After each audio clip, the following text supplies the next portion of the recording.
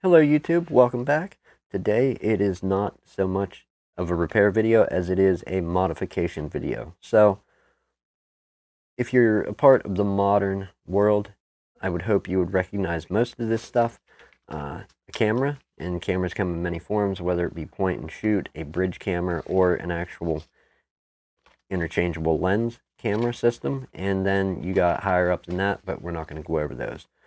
You have then your lens, and then the part that might be baffling for some people is the ring light. Now, today's modification, we're going to be talking about indeed the ring light. What it can be used for is, well, sending bright light to underneath where you need it to be. If your camera's pointing down or pointing ahead, it gets connected to your camera, unless you have bright studio lighting, or you can use a combination of both. But the problem is, if you go all cheap on ring lights such as that, you can end up with another problem. And that problem being, I'm going to show you right here. Let's flip over to a video that I did. So if you look right here, you can see this color banding. Possibly one way to get rid of this color banding is with the circular polarizer. I'm trying to think what the other, is that the one? Yeah, that's the one that I believe you can get rid of that with, like the chromatic aberration, that ring look you saw on my video. And it doesn't matter. And you can see as I move, whatever, that ring just stays right there. You can see it right on top. And that is indeed, that is directly from the ring light. And where that comes from is you want your light shining down, but they don't have, on the cheaper ones, they don't have this inner part coated. Now what you could do is take and run electrical tape and, a thin band of it in here and then trim it off. That's one way to do it. Nail polish, I suppose, would be the quick and dirty way. Quick, dirty, get it done, super ultimate cheap. And we're not doing something so much different than that. Cheap ring lights, from what I've found, also come with batteries, so you're going to be powering with batteries. Buy yourself some good rechargeables, or just do what I did and modify and stretch the plastic to incorporate a DC jack in the back. They're going to run off of roughly, I think, 5 volts, and then you have the cable runs out, and just route your wires through your arm with the power and HDMI cables for your camera, and you should be good to go. However, we're going to concern ourselves with the ring light. Now, I don't typically use the clear one, I use the white one. But what we're going to do today is I taped it up and did a quick cut around for where I think most of my light leakage is coming toward the center of the lens. I'm not going to go for super perfect. We're just going to go for done. So let's get this thing out of our way and see if we can't sort some of our problems, at least right now, with a little bit of paint. So I have taped up the white frosted one that I use, and I want the paint to go in here, and then we can peel the tape off, and we'll take a look at a PlayStation 4 console and see if we get that color banding. So let's get on with the paint. We'll get the microscope out of the way over here.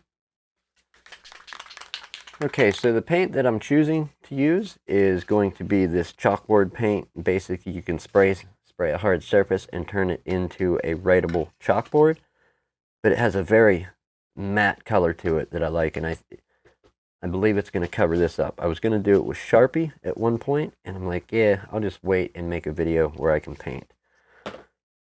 So let's go ahead and see if we can throw a couple layers of paint on this thing.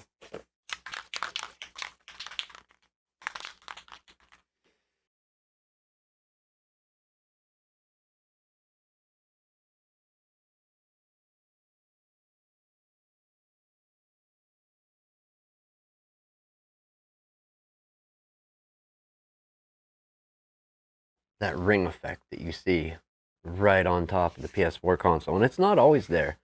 It's just depending on some stuff that you're working on, it will be there. So, just different surfaces, different textures will make it appear. I believe without adding in some type of filter, this is the way to do it. So, or don't buy one that doesn't have that quality to it. Maybe it comes with glass lenses instead of plastic. I don't know. Never researched into them. I went and bought myself a super cheap ring light, modded in a jack to be able to plug it in to a wall adapter, and haven't looked back other than that small annoyance that I showed you on my screen. We're going to let this dry. We'll come back when it's done. Okay, and I don't think it's 100% dry. Nah, we still have a little bit of wet air in the middle there. Let's grab our hot air. And don't want to get it too close, but we're going to blow some heat on it to dry that center part.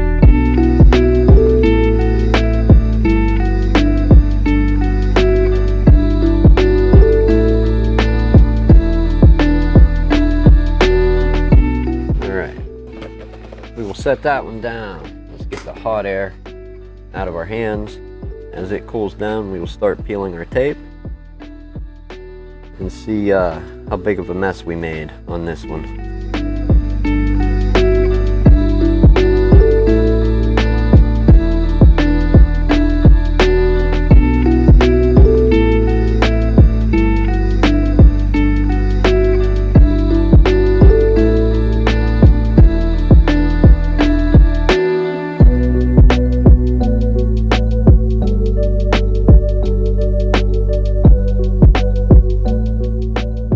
Now the real question is, will it block the light that I need it to?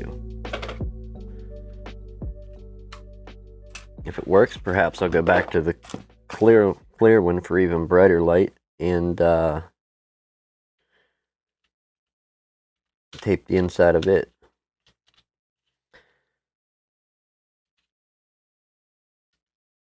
Alright, here's the real question. Can I figure this out on camera and not look like a complete fool?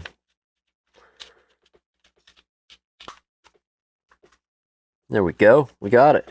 Okay. Let's grab our mess and toss it obviously on the floor.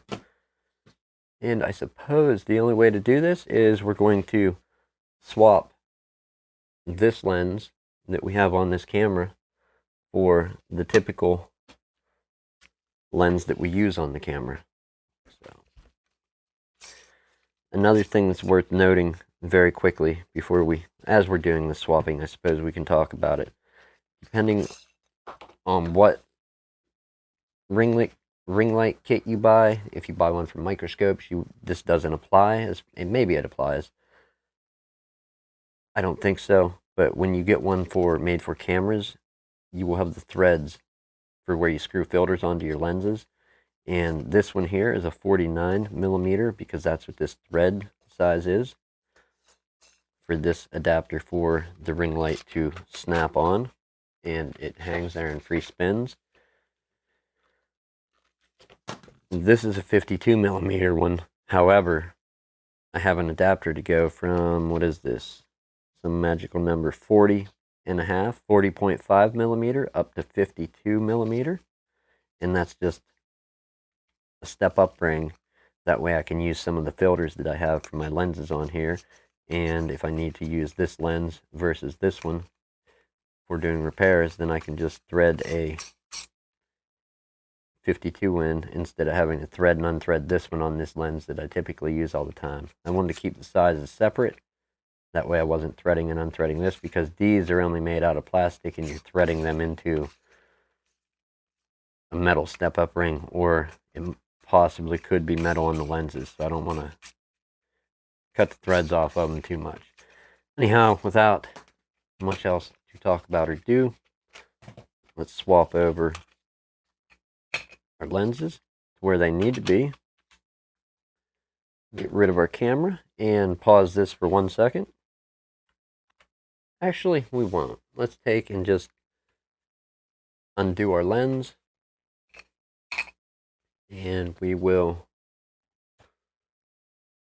reconnect together. It should record all that. And now we can take and put our ring light back up and hang it from our shoe mount that we have on the arm that holds this camera. We'll put it into place.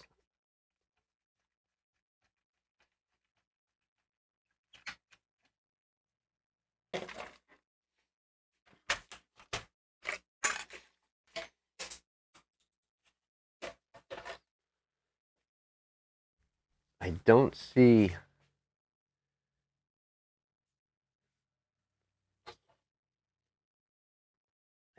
a ring. Let me take that up to full brightness. I don't see a ring like was there. Perhaps it is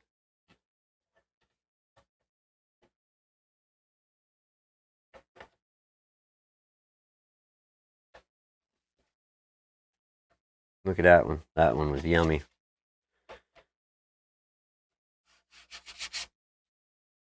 Yeah, I think that's more the dirt on the bottom. I'm seeing the ring just from the light emitting out.